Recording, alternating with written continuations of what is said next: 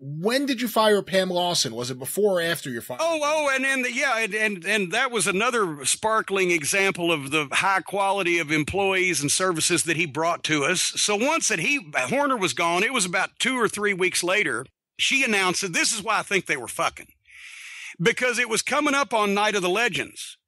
And she announces to me, and see, the Fan Week and everything had been involved right that summer, right? Because Fan Week was during Night of Legends, right? Right, August of 94, yeah. August of 94. So she had been in charge. She had a separate account with all the fans sending in their money, right? And all the registrations, and she was doing that paperwork. Since she wasn't selling any fucking sponsorships, at least she could take that burden off of me and Sandy. So we opened a separate account for all the Fan Week money. She had all the fucking registrations and everything, who had paid and who hadn't. After I fucking can his ass, she, a couple weeks later, if even that, says, well, I'm turning in my resignation. I'm going back to work at the radio station. That's awful funny timing. Why is that, Pam? Well, I want to go back to work at the radio station. All right, I said, well, work through fucking Fan Week because you're right in the middle of this. And we got the big shows, the Night of Legends coming up, and the big show, Fire on the Mountain in Johnson City, and you've got all this. So work through Fan Week. Oh, well, I'm taking my 2 weeks vacation. I was promised 2 weeks vacation when I took the job. I said, when do you want to take that vacation? You're just now giving me 2 weeks notice. She said, well, right now. She wanted her 2 weeks notice to be her 2 weeks vacation she's supposed to have that she'd never asked for. I said, all right, how about this?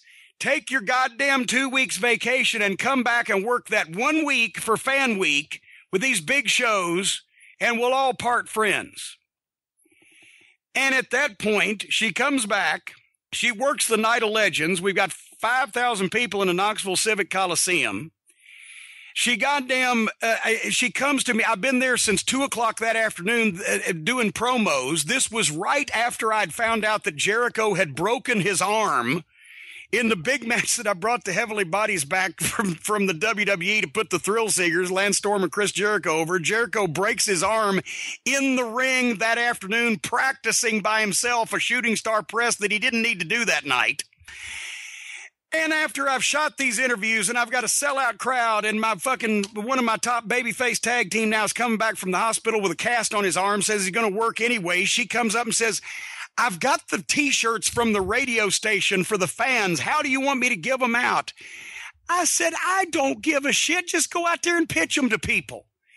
She goes out and gets up on the ring and pitches the T-shirts like throwing chum into the shark-infested waters. People surged forward to get the free T-shirts, knocked over, you remember, you saw it, knocked over one of the TV lighting trees, which if it had landed on anybody would have killed them and almost cost us $10,000 for a fucking new one. But fortunately, they caught it over the guardrail and were able to set it back up.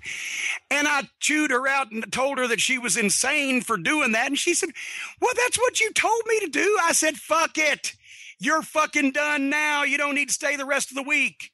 And guess what happened? Wouldn't you know who won the pony? We couldn't find that Fan Week money. She said, since she had all the records and she had all the shit, I can't remember how much it was, but somewhere or another, between the money that we had already been given and the money that we should have had, there was about $1,000 or $1,500 discrepancy. And I called her up on the phone one day and I said, Pam, where's the checkbook? Give me the checkbook with the register in it so we can find this money. Well, I'm not giving you that. Why are you not giving me that? I'm just not giving it to you. I don't work there anymore. I'm not going to give it. I said, so you mean to tell me, you fucking douchebag cunt, that you've stolen my fucking money? That you're no better than goddamn the rest of these motherfuckers that have been leeching off me and draining my blood while I'm sitting here paying people out of my pocket when Ruben's money doesn't go far enough, and I'm 6 figures into this fucking thing, and you've stolen my money. I said, tell you what. No, you know what? She didn't go back to work for a radio station. She went to work for a travel agency. I said, you know that travel agency you're working for? It's got glass in the front of it, but it ain't going to have for long, because I'm going to come down there with a baseball bat, you fucking douchebag bitch, and I'm going to get my goddamn money and my goddamn checkbook and the register one way or another, or there ain't going to be a goddamn piece of glass left in that fucking place. Well, conveniently, she was married to a cop in Morristown. but they had been having problems and they were separated. And because I scared her so bad with the thought that I was going to come down there, which I was, she reconciled with the fucking cop, and they said he was sitting there every day for 2 weeks waiting to see if I was going to come down and do that. But Sandy Scott talked me out of it, just barely. And conveniently enough, wouldn't you know, once again, it was probably, I don't think it was 4 to 6 weeks later that I had that issue with Casey O'Connor over that fucking video camera. Yeah, that was right after the summer of '94. Yeah.